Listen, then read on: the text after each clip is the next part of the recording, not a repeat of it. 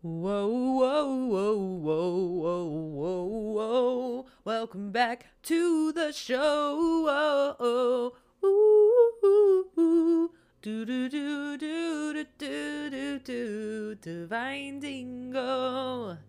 Ooh, do do do do do. Can you guys tell that I have been taking voice lessons for the last month or several months? I know, right? The change in my voice from the first time I sang an intro song to now, immaculate. Worth every penny of the government's money, because when you do 2 years in an AmeriCorps program, you get money for school at the end. And for some reason, I did 2 years, almost 4,000 hours of my life, most of that time spent professionally moving picnic tables from one side of a pavilion to the other.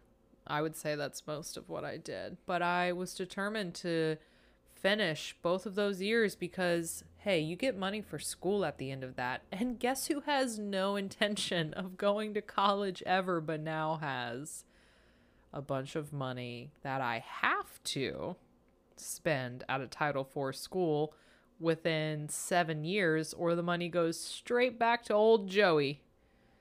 Old Joey in the Oval Office.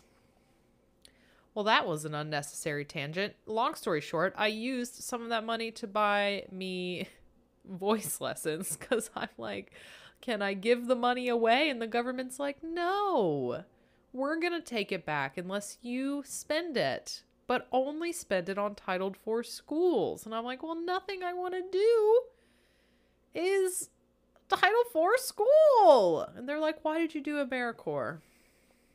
Like, don't ask me questions like that, Joey. That's how I refer to Joe Biden. Just call him old Joey, because why not? Life's too short. Why am I talking about this? I don't know. I have made a commitment to make these intros way shorter and more to the point than they have been before, and here I am singing a song and talking about things that have nothing to do with this episode. But it does kind of fit the energy of this episode because Amy is a goofball. I think she actually is a professional goofball. I think that is in her title. And her laugh and her energy is contagious. I think I say that a lot about my guests, but it really is. Like, you get the giggles when you hang out with a laughing spice, you know? So that's who my podcast guest is today. You probably knew that from clicking on the title, but today I have with me Amy Spicer. And I think that is intro enough. So strap in, people. It's gonna get weird.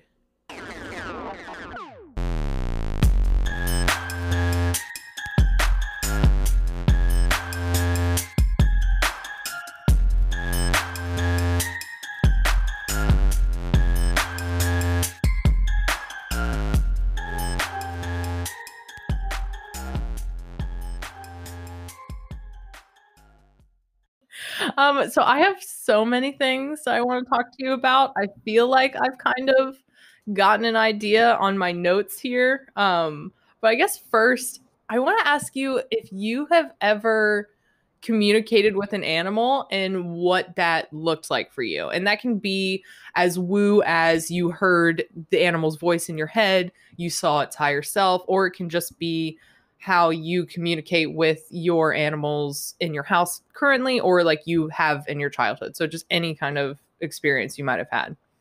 Right. Okay. So I have two cats, and I can communicate with one of them. I have a biomat, and I'll lay on a biomat, and I'll lay down, and I'll call her in my head, and she'll come running.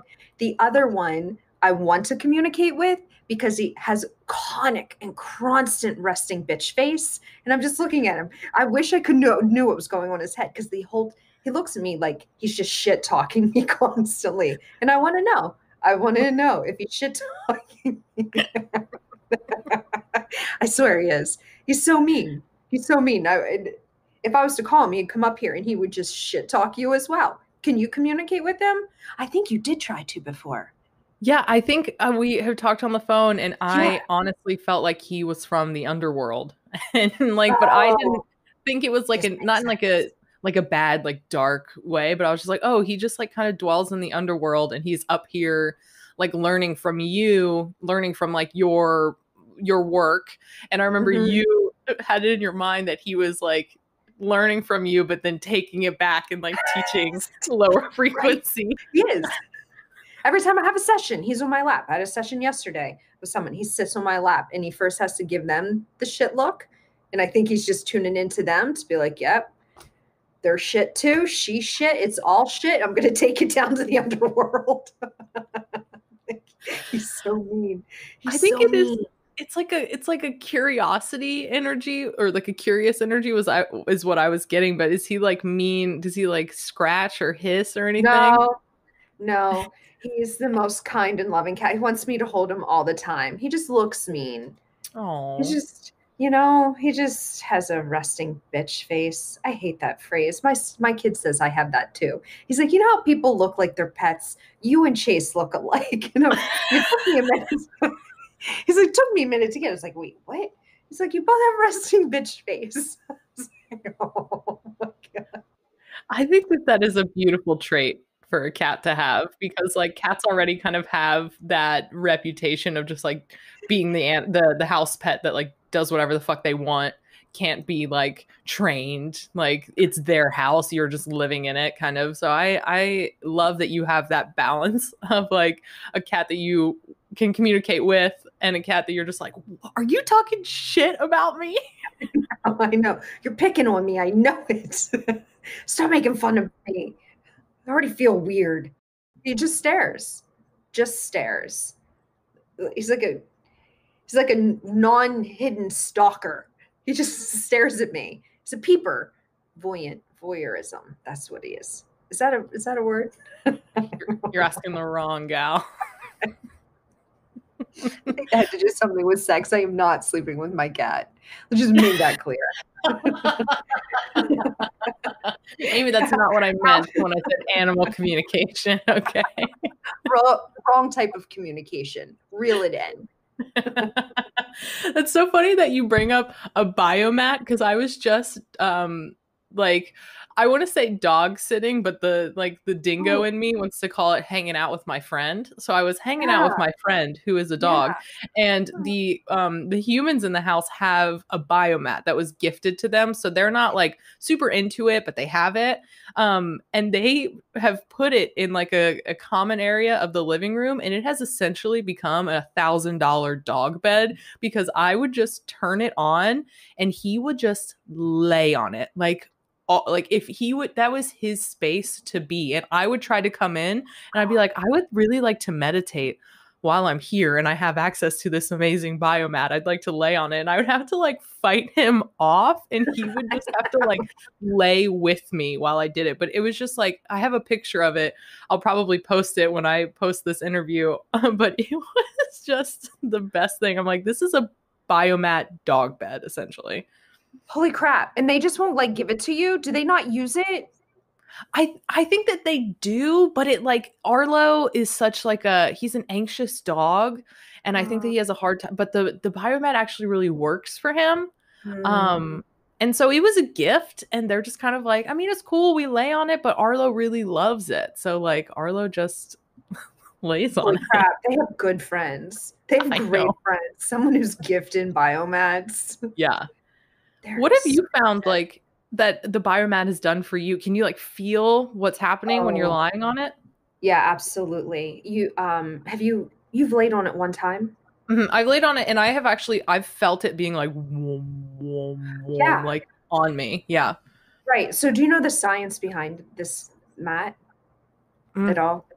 Not no. really. It's like I mean, I Chris. know Okay. it's like warm amethyst Yeah. crystals. Yeah, So yeah, yeah, yeah. So these two scientists um were studying the conductivity of what a crystal will do to a heat ray.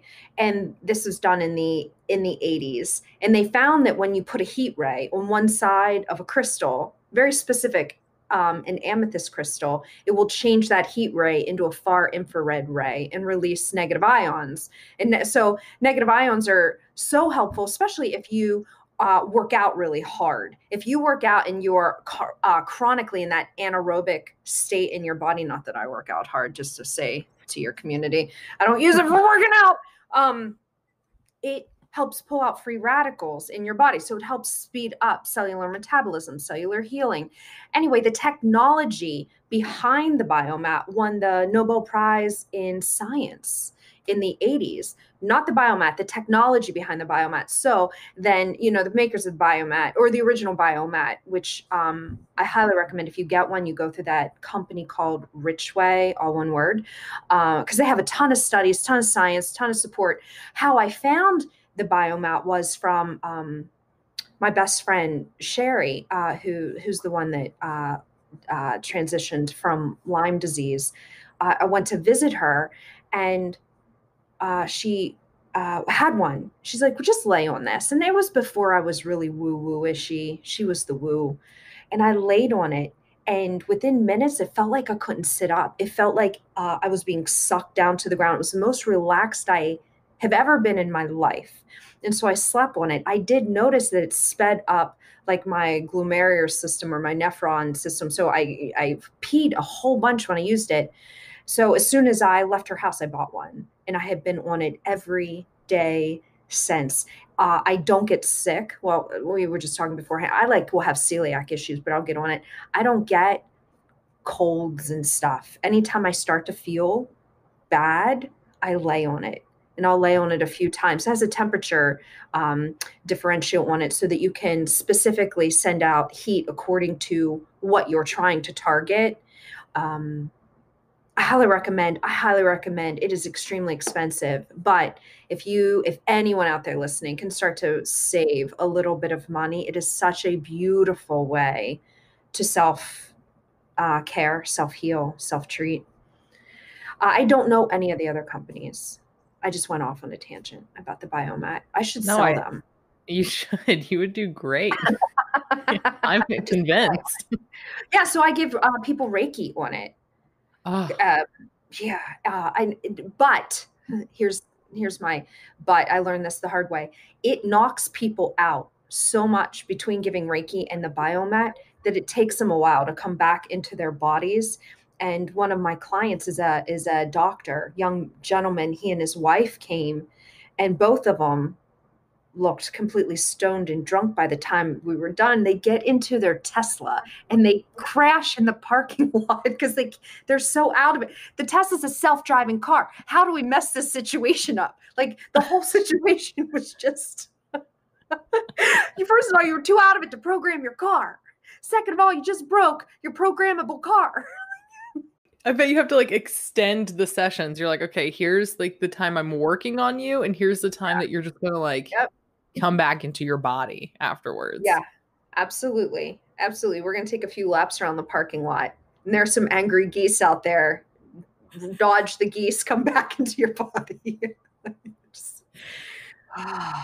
Fuck, that's something else. Yeah, I remember when I just did that clearing with you before the conjunction, and you had people in the studio, and you were like, if you need to just chill out for a bit before you drive, do that. And I was planning on, because I guess I didn't know what I expected when I was coming into that. I should have expected that we were going to be doing something that was going to fucking rock me and dig some shit up. I should have. I was I don't know. I got to run some errands after this. And I was like, okay, I guess I'm going to just fucking chill after this. But I was planning on driving. And I was like, I think that, I'll just wait. Because, yeah, when usually I was younger, I tell people, please do not drive. Please don't drive. I just had a session with someone, and she probably listens to your podcast, on Wednesday.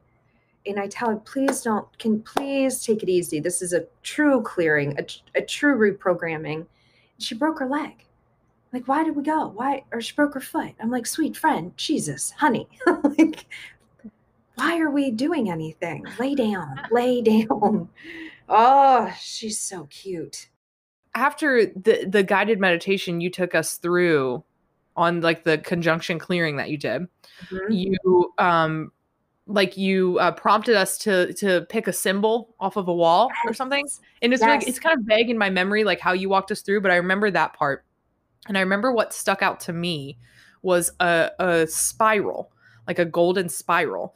And at first I was like, man, I wanted it to be something cooler than a What? spiral. Like I was kind of, I know. I was like a spiral. I mean, ugh, whatever, a spiral. Um, and then now it has been, ever since then, it has been like synchronistically, yes, popping Mhm. up in my life through cards that I'm reading, through books that I'm reading. When I just like decided to incorporate it in like how I raise energy and like move energy, it has like changed the fucking game for me.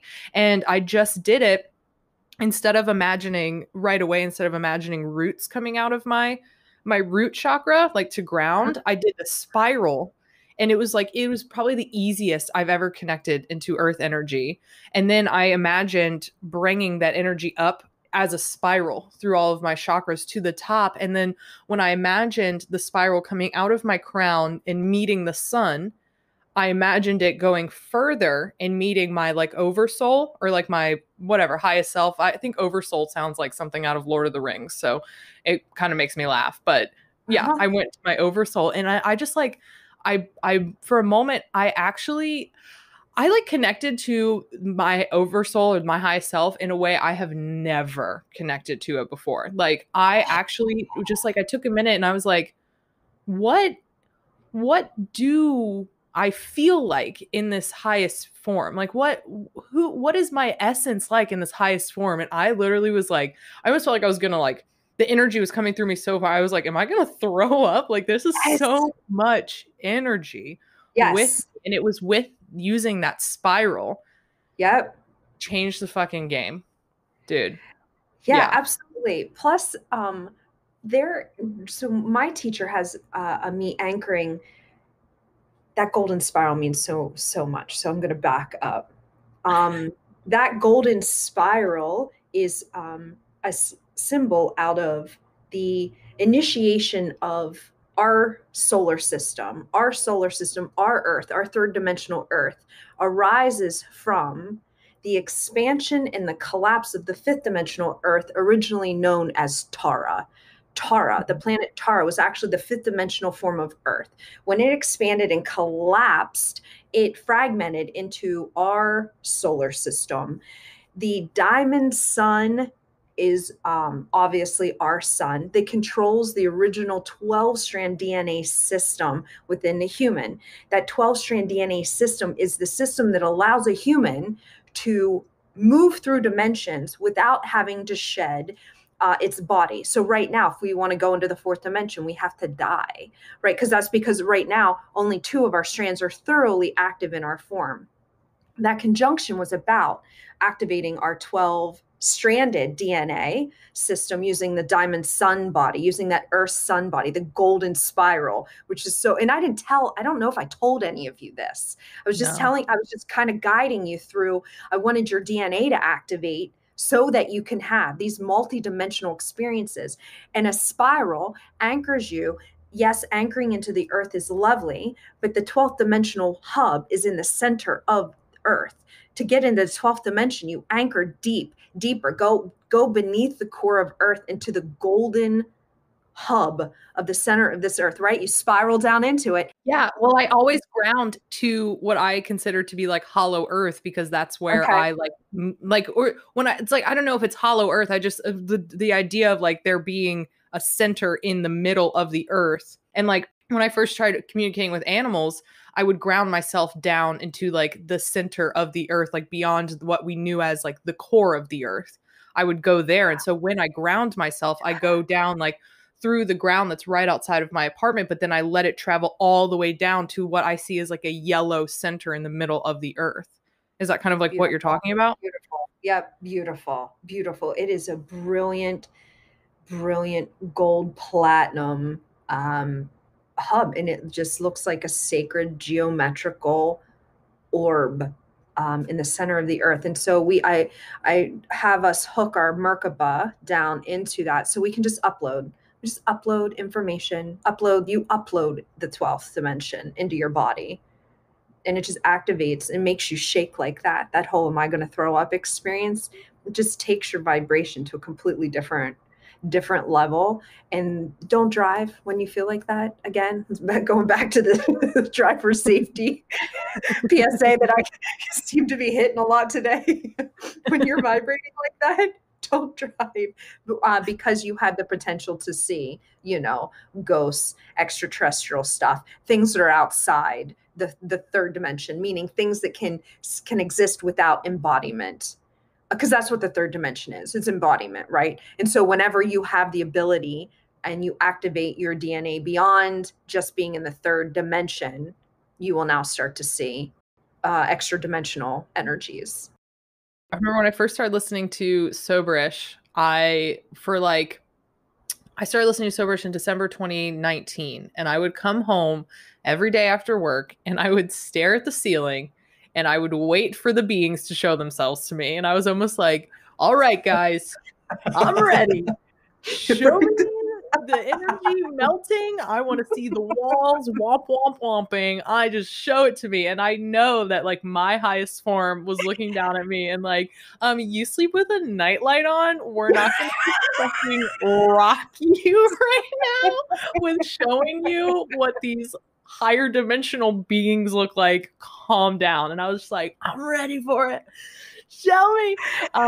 And I am like, and I, after like a couple months, I think I was like, oh shit, I think a higher part of myself knows not to just show this to me.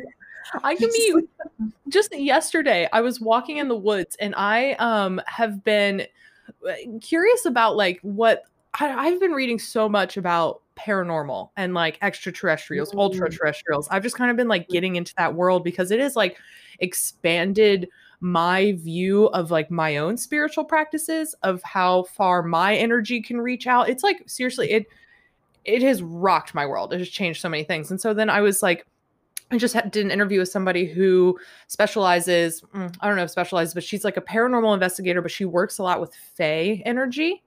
And Okay. Fae, essentially, I was out in the woods yesterday and I was just like, oh, I just want to connect with like woodland spirits, right? And there was like a lot of brush on the side of this trail and there were like birds flying through. And I started communicating with like the plant consciousness, and the plant consciousness of like all of them, they were like, are you afraid? And I was like, no, I'm not afraid. And as I said no, I heard yes in my head. I was like, no, but I'm not afraid. And I took another step, and a bird that was right here took off. Like I startled it, and I was so frightened by that. I felt myself like jump out of my skull. I was like, oh. Yeah, right. God damn it. I was like, this. And then it was so funny that like when I said no, because in the moment I really wasn't afraid, I heard a yes. And it was almost like whatever I was communicating with was seeing not time as linear, but seeing like, no, you're afraid. And literally a second later was probably the scariest I've ever been. Damn it, body, you're betraying me. Oh my God. You're betraying my wishes to expand. Yeah, I have recognized too when your team will ask you, or you're such a nature communicator, they'll ask you if you're afraid. If you tell them gently, because there is no rules on what is scary and non-scary to other dimensions. Just like justice. Justice is a human constructed experience. No, there's no such thing as justice. It's a human construct. Like outside of the third, it just doesn't exist. Injustice doesn't even exist in the animal kingdom. There's just no temperature meter of what is right and what is wrong. Like no animals have right and wrong. They're just survival, not survival. So that is the exact same to my team. So if I am all in, they will show up in a form, and it's me who says if that's safe or scary. They don't know what is safe or scary to me because it doesn't exist. It's just the form, or we stay hidden. We just show up or we stay hidden. So I talk to them about things that I am ready for. We can open walls. We can all of a sudden dissolve walls. We can show me things that when they speak, don't sound like they're screaming. Like communicate to me in a softer way. Maybe show up in form, let's communicate in our mind. Because I'm not ready sometimes for you to show up in form and actually speak. That is going to blow me away. There's some days I can't handle that. My experience in outside energies has just grown to an astronomical experience. Just now, I was just on someone else's podcast because I ran and met my first demon. I met my first client who was 100% possessed, 100% possessed, and it was the most horrifying. I've never worked with a demon energy, like an earth. This is an energy that is tied to the human collective specifically. Like the entities that I talk to are non-human collective, but a demon, and that energy was the most powerfully scary, horrifying, because it was so resonant to the human realm. So much so, this thing came after me, and I wasn't very, because I thought I knew what a demon was. I thought I've worked with people that I thought like, oh, they have some dark energy on them. No. This was legit a demon. And this thing got attached to a very young girl in Hawaii because she jumped into some sacred water that you have to get permission to go into. She went and bathed herself in some sacred water, not thinking that she needed permission from elders that were guarding this certain cave to go in there. And she took a seashell from it back to her house. So this girl had full-fledged demon curse on her. Like, she bought a mattress. Within 2 days, her mattress was covered in black mold. She started having seizures. She became paralyzed. So many things. As a matter of fact, she's going to be on a podcast getting interviewed about it, because I kind of told her story out loud. And I didn't say who her name was, but I told her story out loud. And so many people were like, they don't know anyone who's fully possessed. Anyway, this girl was so sick. Her father flew her from Hawaii to Pennsylvania to put her in the University of Penn, which is like one of the top medical centers here. They ran every test you could imagine. Everything was coming out normal. The girl was having chronic seizures, and the doctors were seeing it, but her seizure tests were coming out 100%. Like none of them were happening, but you could see her having them. Her heart rate was going from like 146 down to 30, sitting perfectly still, not even laying down to sitting up and having like a heart palpitation. No, she was sitting perfectly still. This thing was messing with her. I didn't know it was a demon until the day I ran into, or the day before our session, where I was working with a lot of people. That one very specific week, I was working with a lot of pedophilia survivors. And so usually when I wear other people's grids or hop into their grids or work with their team, I can feel, I actually wear your grid. Like I will feel your stuff, and then I have to pull myself out. The night before a session, my second energy, my second dimension was really, really hurting. In the middle of the night, I got a horrifying, like bladder infection out of nowhere. Like usually I guess you get those through sex, but I wasn't having sex. So I woke up extremely sick, bleeding, fever, unbelievably sick. So I called this girl or a texter. I was like, I can't actually come to our session. I can't leave my bathroom. Something happened to me.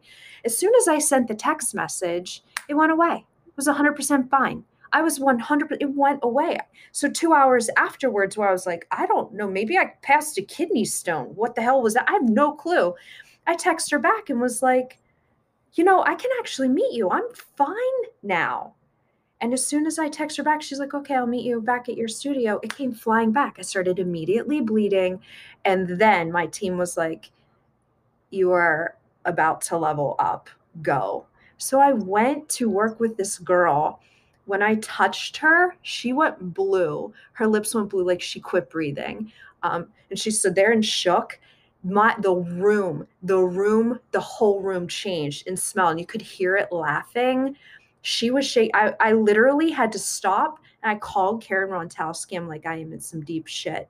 I'm in deep, deep shit. I need help right now. This girl is going to die. This thing's going to kill her. So Karen Rontowski got got a demonologist and another girl to help this woman. But in the meanwhile, while I was still working with her, this thing, because it was now in my house, they had to clear it off of me. I woke up one day, I had ringworm all over my face for an hour. For an hour, just fucking with me. It was fucking with my whole house.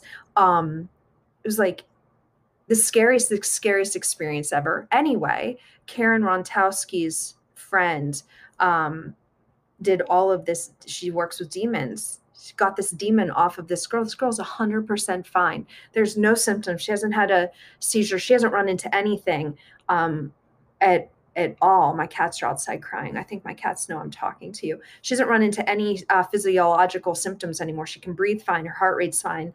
She went back to Hawaii to return the seashell. It was like, to put it back where you got it. Like, you got to take it back, because don't mess with the land. Don't mess with the land. You know, it's so funny. I'll edit out that cough. Maybe mucus. Right when you started talking about it, the word earth came out, but you didn't follow with that right away. And but then, like, you wrapped around and you told me the story about how the earth was connected. In the last interview I did with, her name is Kate Ray in the UK. She works with Fae Energy and just paranormal energies, ultra terrestrials. Like, she just works with all that energy. And she was specifically talking about how she met a Fae, which she thought was like a Fae energy at one point. Have you seen Lord of the Rings? No, I haven't. I'm that person. I suck.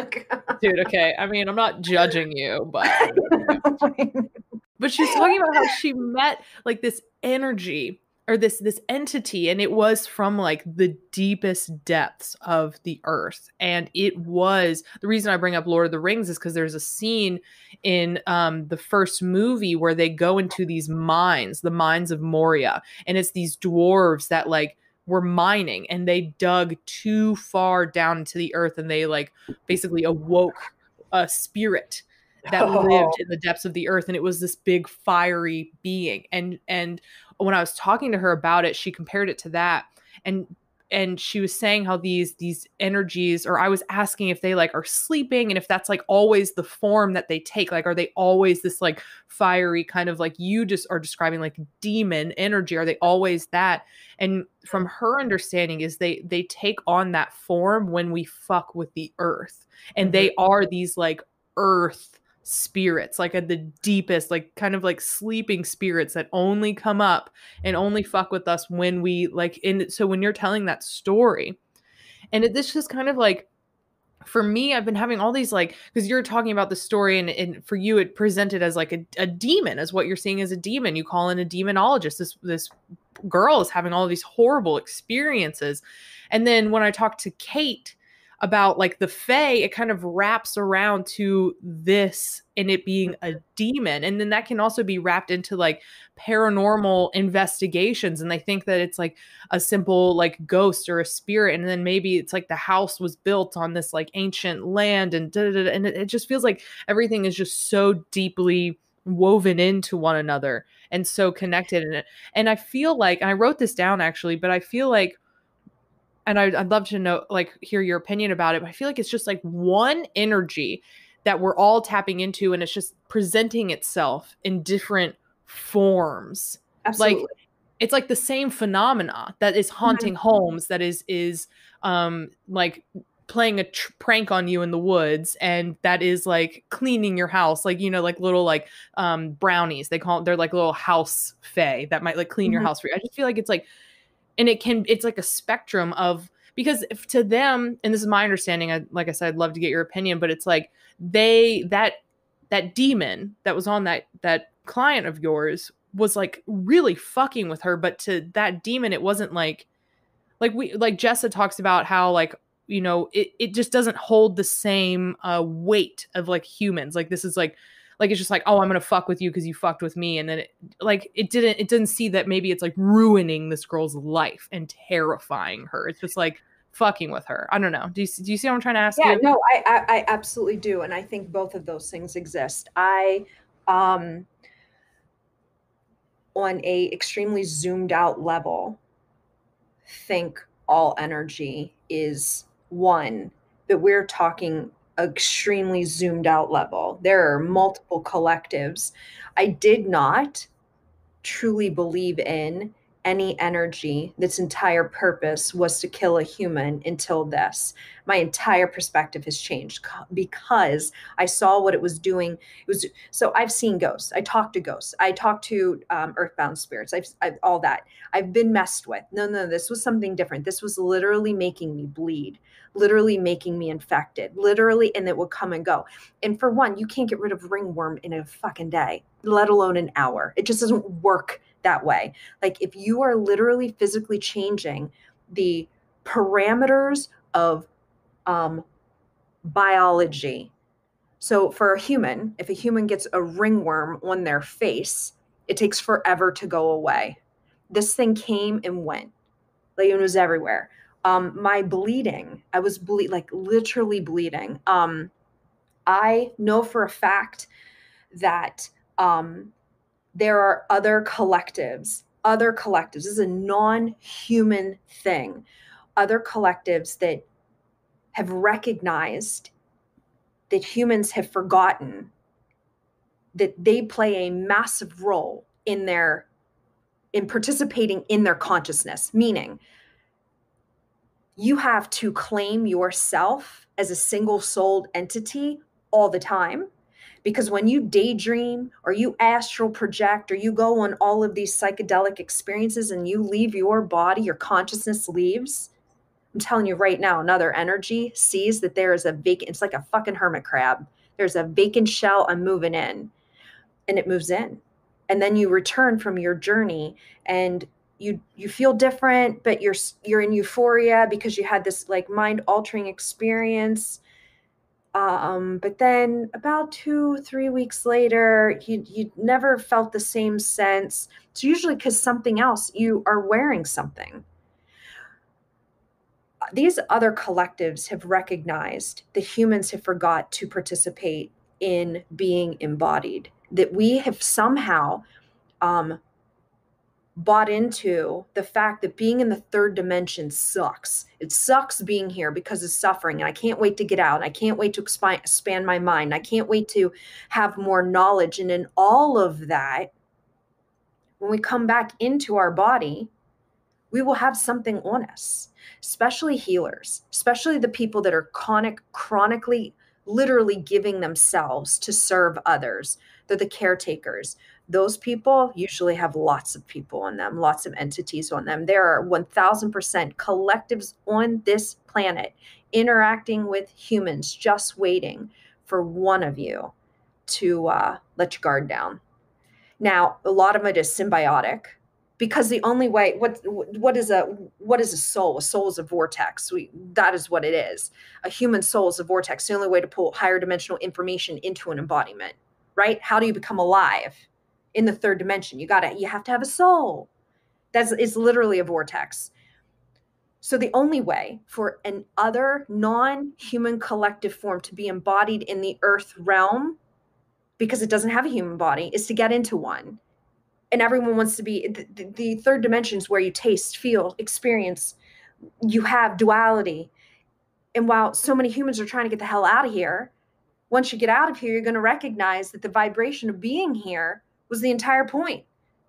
Literally the experience of the taste, the smell, the sounds, the songs, the love, the whatever, the drama, the pain, the suffering. This is the whole point. This is the whole point, to pull in higher dimensional information so it can be birthed in the third dimension. So other collectives literally are taking over humans. And that is when it's a battle. It's literally a battle of good versus evil energy on here. Why? Well, there's, on a really deep level, there's galactic battles to build, earth portals, grids, so other collectives can literally get into the third dimension. That's going to be a shit show. That's the closest portal gate is in the Orion belt. And humans release this unbelievable energy through a soul that can expand that gate. And there is a collective that is specifically trying to expand that gate for their purpose of getting in the third dimension. So when you talk about like different collectives wanting to Mhm. take over human bodies, what are the collectives I want to say like that are supposed to be on Earth? Is there like a certain is it like the way that the earth vibrates, the energy that the earth is that calls certain souls to it that are supposed to incarnate here? Do we choose to incarnate here? Like I know this is a huge question, but when you're talking about like these other collectives, they're coming to earth in your opinion for like just to have the 3D experience? Mhm. Because Yeah. I do and so and I'm just kind of like dipping my toes into a lot of different things, but I do feel like there are energies here that are not embodied, that are just kind of like hanging out and that are Yeah. like people. And so I guess I'm Yeah. what's So with yeah. it's when you are part of a collective, what does that take away? It takes away your individuality to experience yourself as an individual. That's the entire point of this is, right. So the first dimension is consciousness in totality. It's all consciousness, right? The second dimension is where consciousness bifurcates. It splits in forms.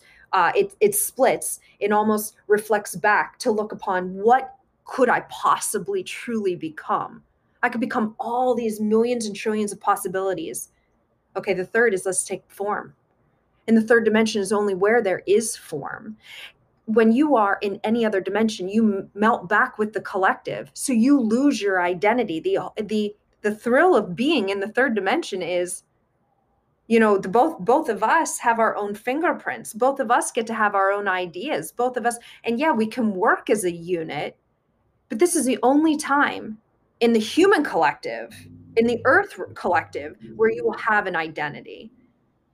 Yeah, planet Lumeria, they also have dimensions, right? And in a very certain dimension, you will have embodiment where you will have your identity. But it's in the third, the third dimension is um, embodiment. It is individualized expression of consciousness. Once you leave here, yeah, there is part of your ability to pull your specific consciousness back down, like mediumship, right? People go back into the light, they go back into the collective, but because you've left your energetic imprint here, you are able to communicate with it because it's in space time, because there's only 360 degrees or days. There's only 365 days in all of time, and it's stacked on top of each other. So all January 1st, because the Earth is in the same location in the solar system every January 1st, every January 2nd, every January 3rd. It's the same. So January 1st time is stacked linearly, January 2nd linearly, right? So you can communicate because your timestamp, your imprint exists on every day of all realm, all time, because you exist. We've all lived at least a year. Most of us, if we're lucky, we lived at least a year. We will be able to communicate with that energy frequency any single day. That's mediumship. That's being able to pull you out of the collective back down into the third dimension to communicate through the fourth. Shit. What was the question? Damn it. I don't even know. I something about why like these other collectives that want to like Right. create like doorways onto earth, they Mhm. want to Mhm. experience the being an individual. I think you answered the question. Yeah. Plus, um, there's something beautiful about feeling. While Hmm. some of them suck, there's something beautiful about feeling. And if you can, I mean, this is deep and dark, but if you can harvest humans, humans are scared. We're easily scared. We are Mhm. easily scared. I mean, ask the bird in the forest. We're easily scared.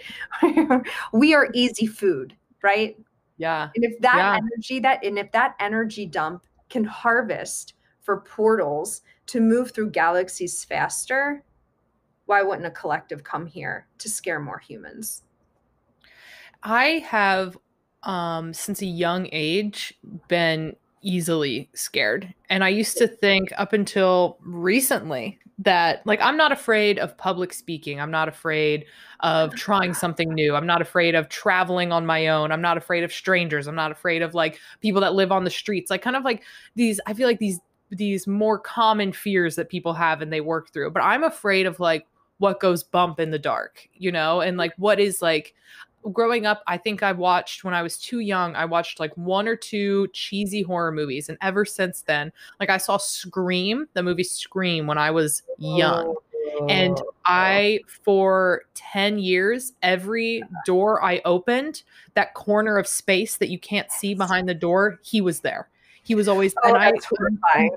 dude, and I imagined like, I always felt like I had something right behind me, like it, like a being that was right behind me. So every time I turned around, it turned with my back of my head, and I couldn't see it. And I still like struggle with this fear. And up until recently, I was like, yeah, I'm not afraid of these things, but I'm kind of afraid of like more silly stuff like this. But it is something that like there's so much fear in my body, and I think that it's something like yeah, I was like these energies were attracted to me at such a young age. And it is like, oh, we can just like make a little bump and then we'll just like eat all of that fear that's coming off of her. And so go like kind of looking at this paranormal world and these books that have been written about looking at them as like almost like it's our mind and our energy and some phenomena working together to produce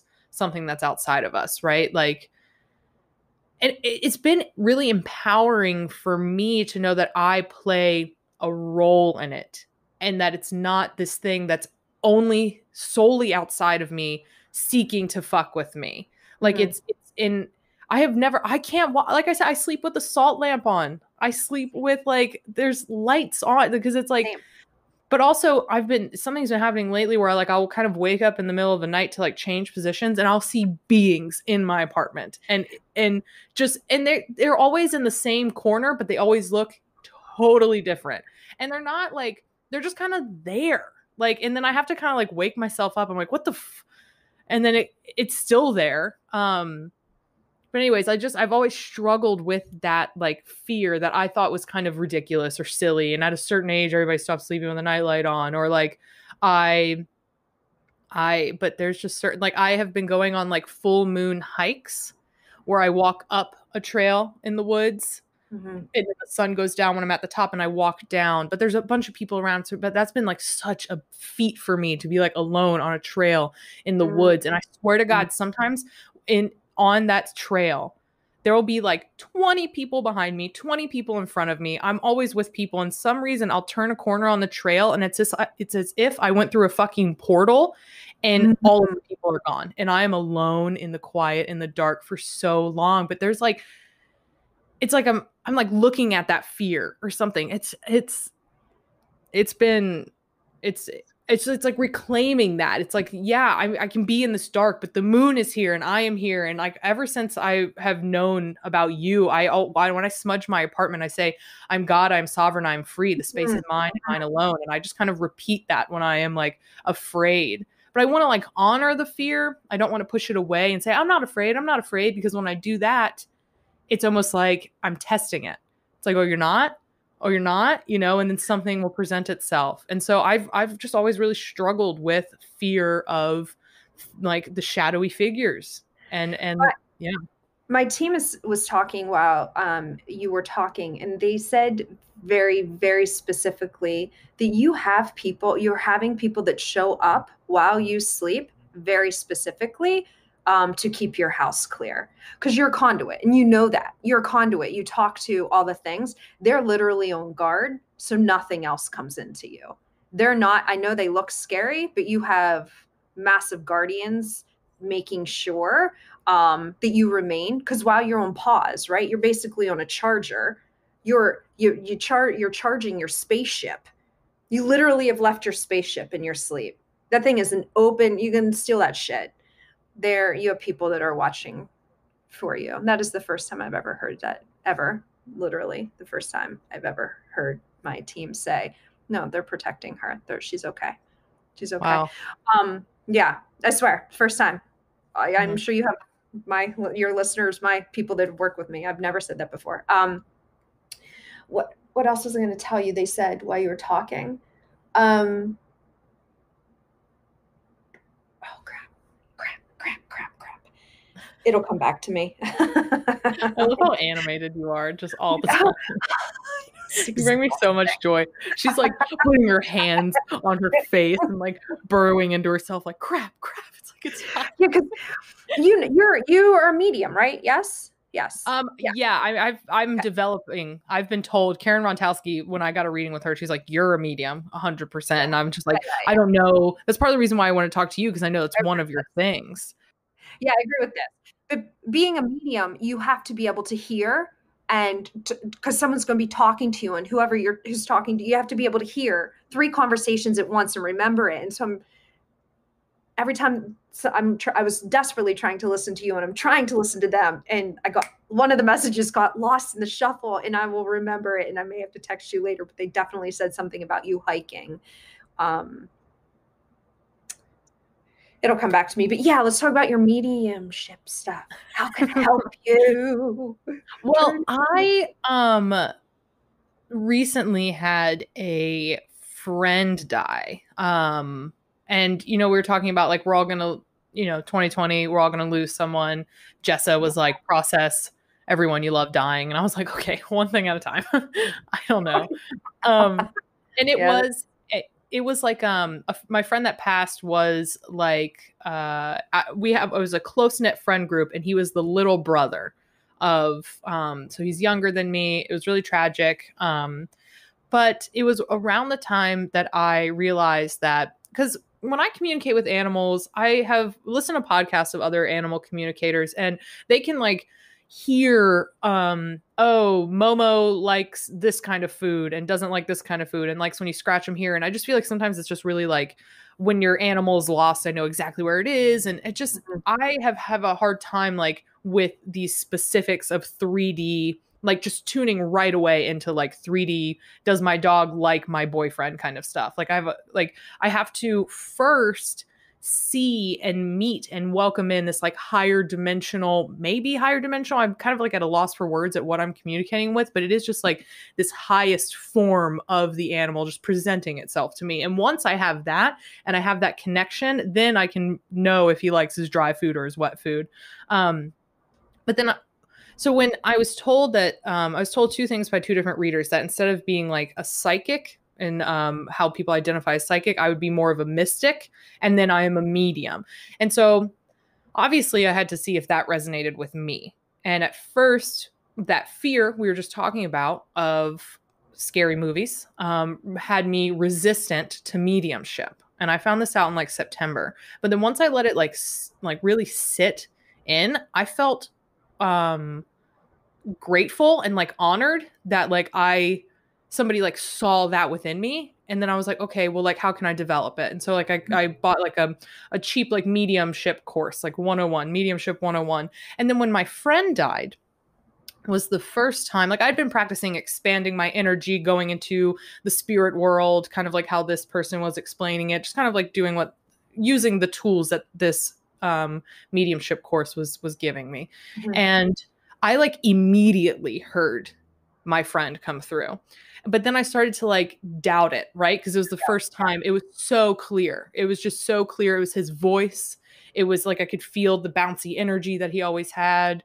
And he was just kind of like he was good. Like he wasn't, he's like, "Oh, I'm good. Like I'm fine." Like I'm in a, like, not like I'm in a better place, because that I always relate that to like Christianity and heaven, and I don't love that term, to be honest, but it was. And but anyways, I've just been like doubting it, and it's something that like I guess with me with mediumship, it just feels like I said earlier, it's one phenomena that it presents itself differently to Mhm. different readers. So some readers are on the spectrum. And so anyways, I just have like, I don't really know.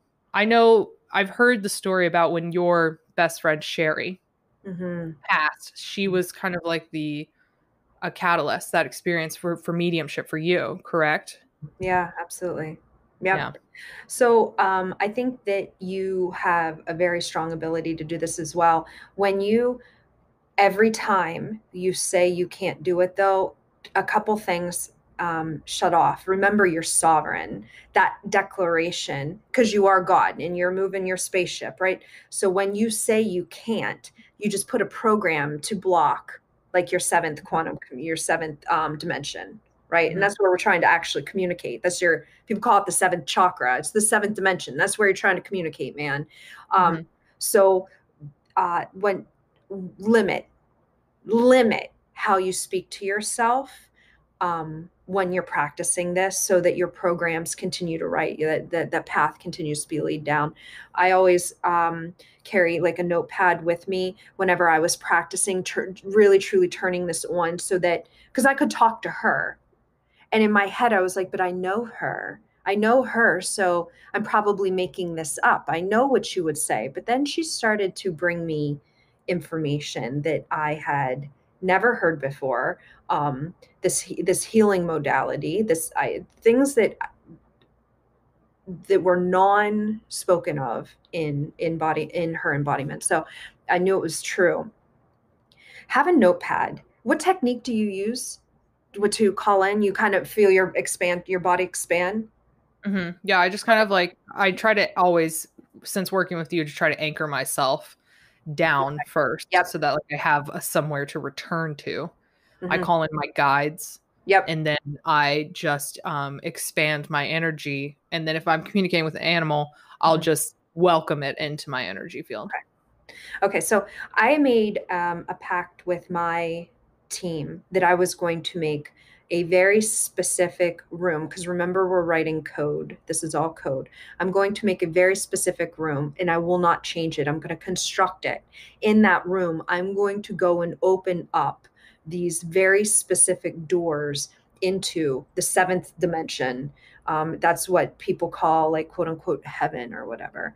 I'm opening up the seventh dimension. So these are energies that have processed through the highest divine consciousness. The fourth dimension is energies like earthbound types of spirits, things like that. So I open up my doors and I tell them I'm not turning back. I'm not turning back. This is officially turned on, and I believe it and move from that aspect now permanently. This is now who I am. I officially am timeline hopping. This is how I identify myself. Then I put up chairs, very specific chairs. And they're cozy. And I go sit and wait with my team in a set of chairs. And across from me, I will wait for the person I'm calling in to literally walk in and sit down in front of that chair, and then we'll talk. And I will wait. I'll wait for him to show up.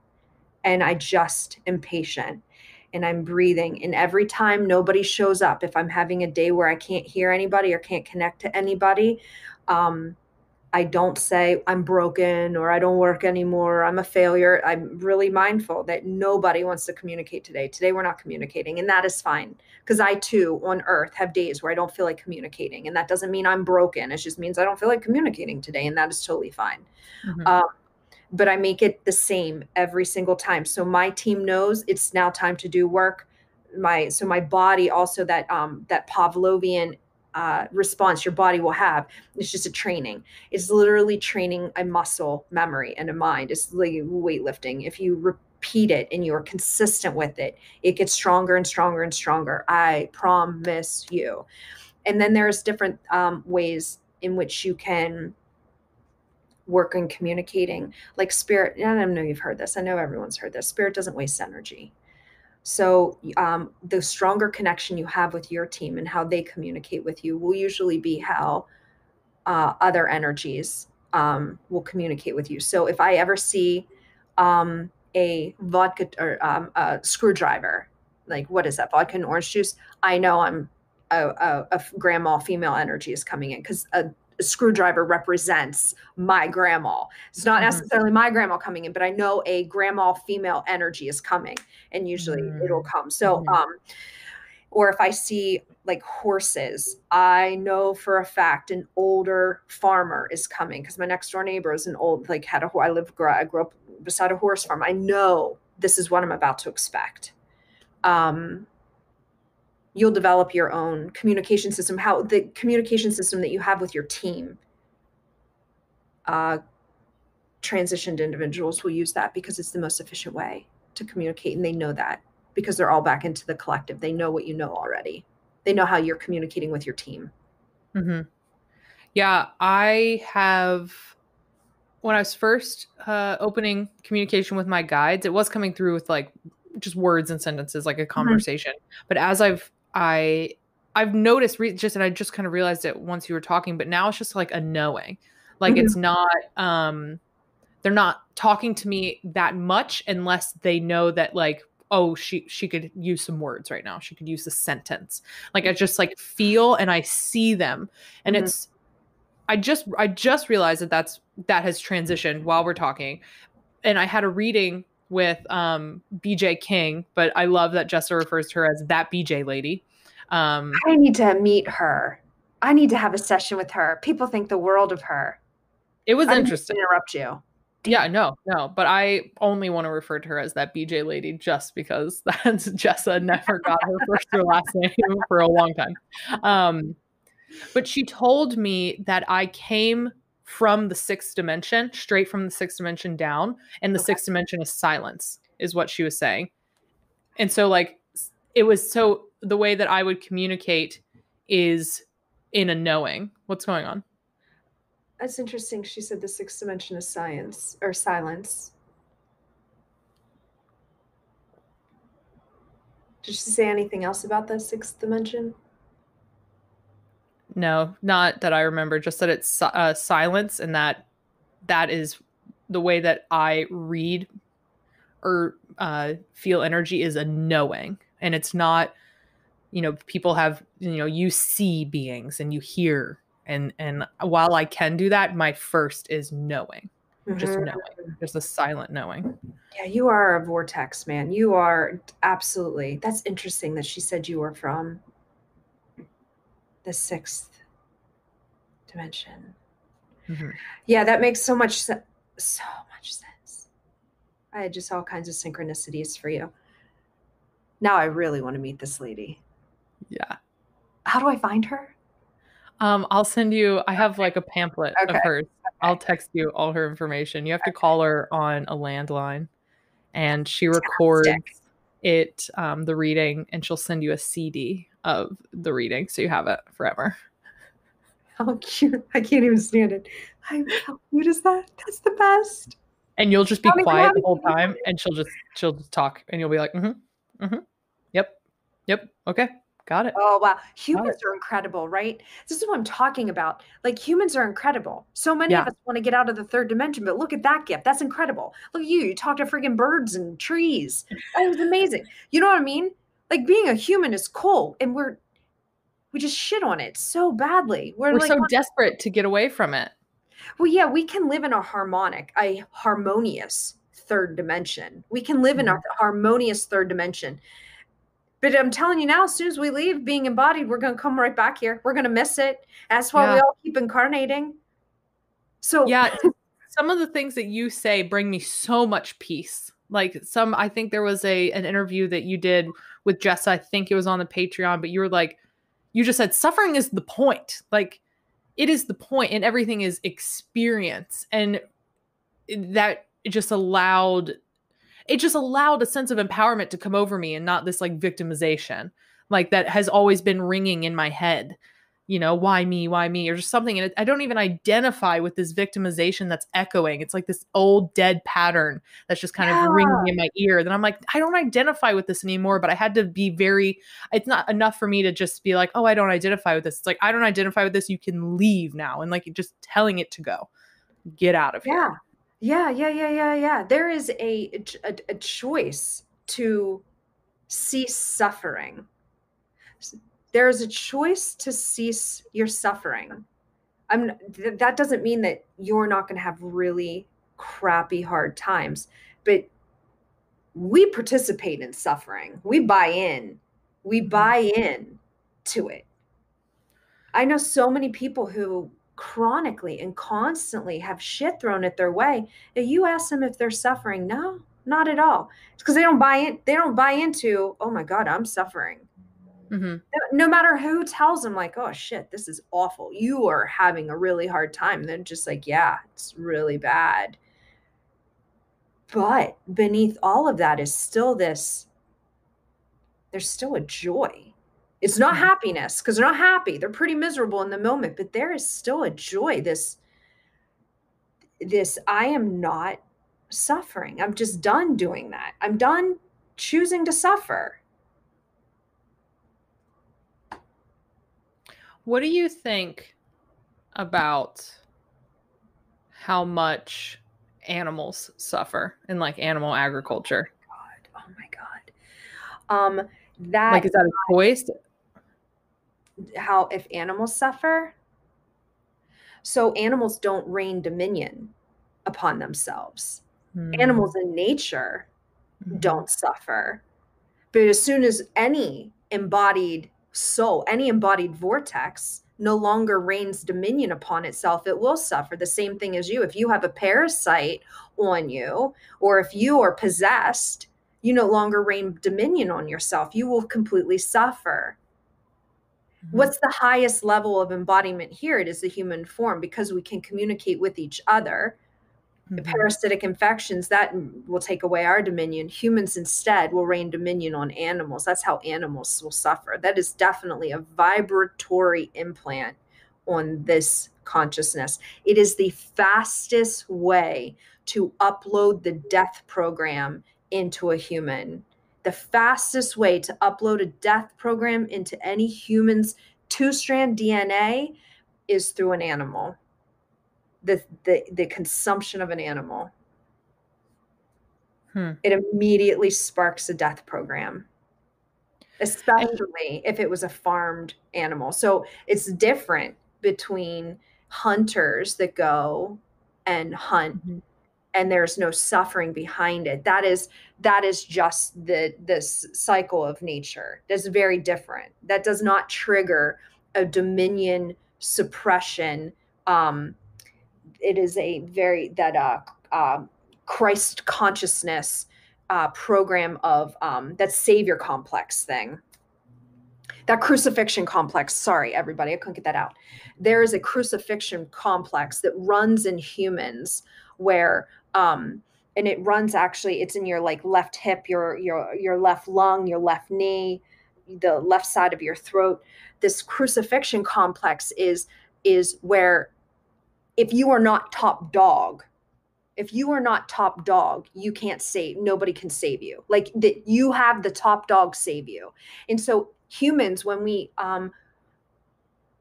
hoard and slaughter animals in these factory farms, are implementing that very specific program in humans. It is a dominion program where I need to reign power, but it also uploads the death program as well.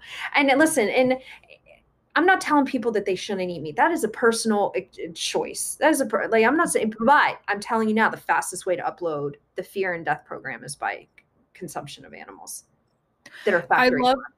I love that you're saying that, because before I was super woo, I had put it together in my head. I was like, if our body can hold memory in our muscles, memory and emotion in our physical body, this has been proven.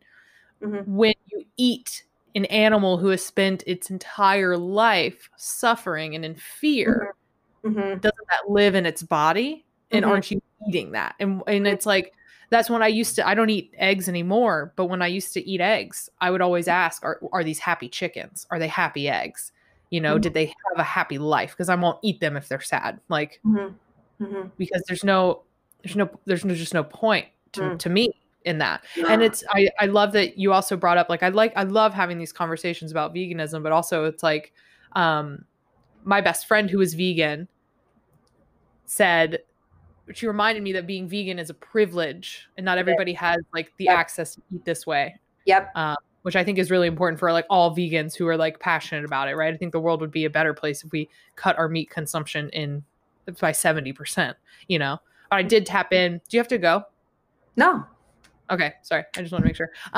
When I first tapped into like a giant, like the bigger animal collective, when I feel like, and it's so funny because I've heard like you talk about this and Jessa talk about this, like when you first like receive new superpowers or something, it's like you are fucking like talking to trees and everything is vibrating and talking to you, but then it kind of like goes quiet again. And you're like, Mhm. oh, did it turn off? Did I lose the powers? But Mhm. that kind of happened when I had that reading with Maylud. She like activated me in that I could like communicate with animals. She totally activated me. And then I sat down, I was having a fire by a river, and I was talking to the greater animal collective. And what I got was, it's not that the highest order, my guides, my team, the people that I go, the beings that I go and meet with on top of trees in the animal realm, they don't want us all to stop eating animals totally. There's just no reverence for animal life anymore. They understand that when they incarnate as an animal, part of that experience for them is to live and to die and to be consumed. And they come here for that experience, just like we come here as a human experience. They are conscious of coming and incarnating as an animal. Maybe they forget that as soon as they get here. I forgot that I was like all a fucking huge galactic being when I forgot it for like 25 years. Isn't that fucking hilarious? I decided to come here and then I was like, whoops, I don't know. I'm just Ashley, just be popping through life. And they do that too. Yeah. But it's like there's no reverence, right? And this, I think it also just comes from like working with Gaia and working with earth energy. And it's like there is life here that understands that we are going to work together and that there is some consumption that will be happening. Mm-hmm. Yeah, but I think, like, I mean, obviously we take too much from the earth and from animals, but I thought that was really interesting.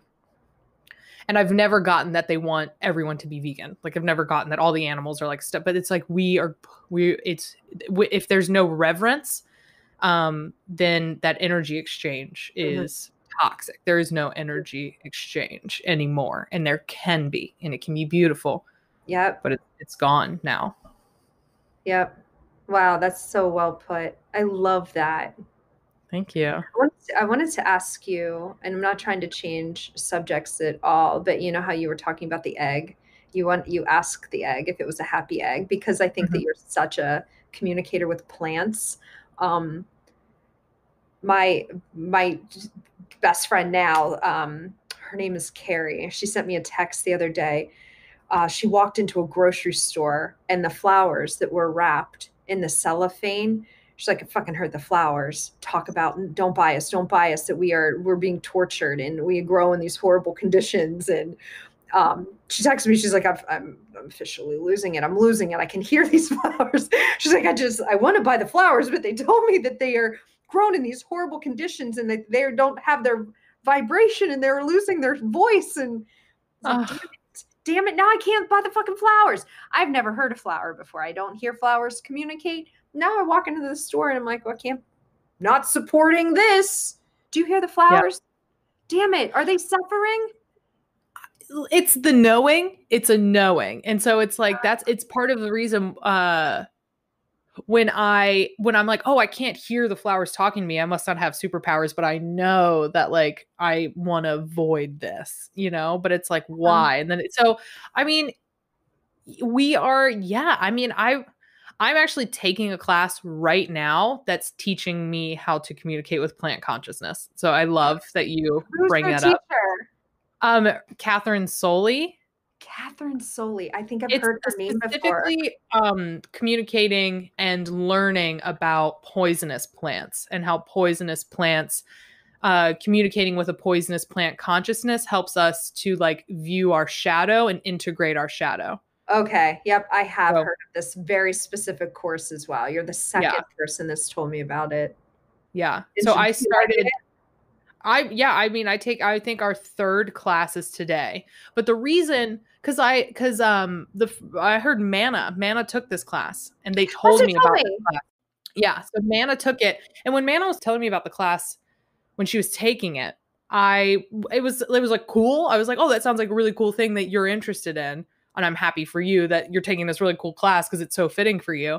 But it never resonated with me. But then I started teaching myself herbalism, started learning about it. And then I read something that this teacher posted, and it was about like how when we use herbs, it's like, oh, I know that St. John's wort can do this thing for me, and that chamomile can do this thing for me. But it's like, what about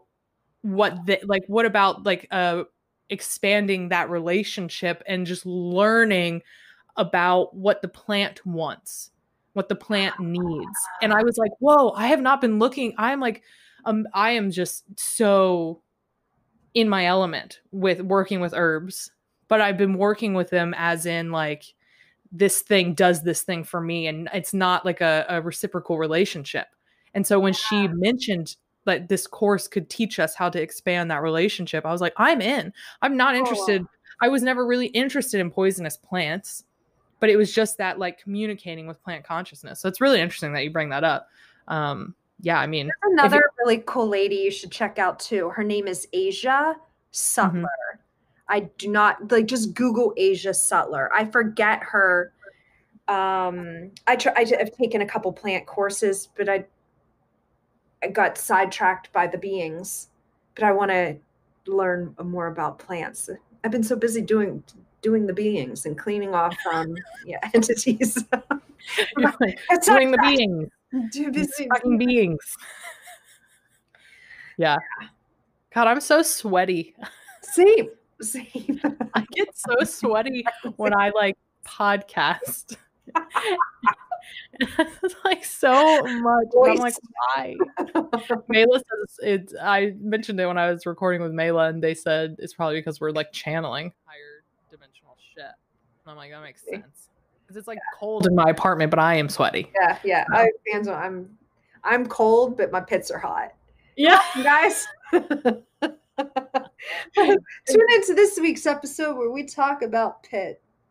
God, I love this conversation. I don't know if look, I love when I come in with an idea of how I want the podcast to go, and then like the first 20 minutes it's totally veering off track, and then it just like wraps right back around to where I wanted it to go. So yeah, this is great. Cool. Yeah. Good intention setting. Yeah. Thanks so much for coming on. It is an honor that you want to talk to me. So yeah, absolutely. You're welcome. Thank you. You're welcome. I'm sure that everybody knows where they can find you, but do you want to link your stuff, plug your stuff, whatever? On Instagram, I am a laughing spice, which makes sense because I always fucking giggle. And then my website is virashanti.com. VIRASHANTI. Virashanti. It means infinite power of peace. And you have been on Jess's podcast, Soberish, many times. Jess's old podcast, I guess, at this point.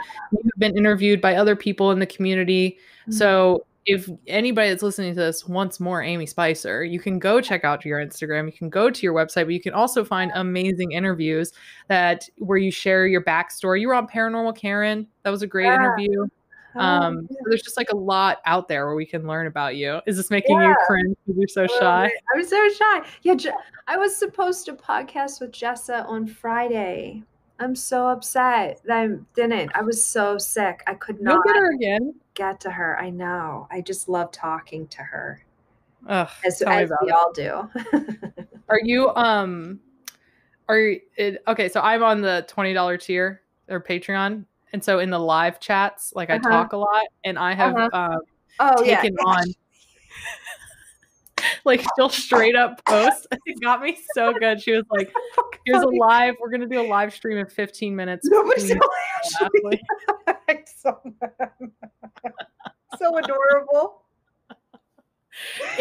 I was driving the other day and a wave of gratitude hit me, and I was like, I am just so grateful that I can finally openly talk shit to Jessa and get it right back. Because when I first heard Soberish, I was like, I just want to talk shit to her. Like this is my sense of humor. Yeah. And then now, so I've taken on this whole fucking persona. But anyways, I love watching when she recognizes that you're in the group chat and she's like, oh fuck, Ashley's here. And then I make like a terrible joke, and she just like reads everything that I say, and sometimes I just like make a terrible joke, and I'm like, I hope this one slips by. And she's like, Ashley said one of her guides is a bear to work with because it's a bear. And she's like, God damn it, I wish I didn't fucking read that one. Oh my god. I would listen to the two of you go back and forth. Yeah, I wish you had your own show. Like if the two of you were on a sitcom, holy fuck. I know. I'm trying to get her on this podcast. Yeah. Whenever she has the space, but I was like, yeah, but anyways, let's wrap this up with you Yep. and then we'll leave this. So yeah, I guess. Thanks, Amy. Thanks for coming on. We know where to find you. Yep, We absolutely. all love you so much. I love all of you. All right. Later.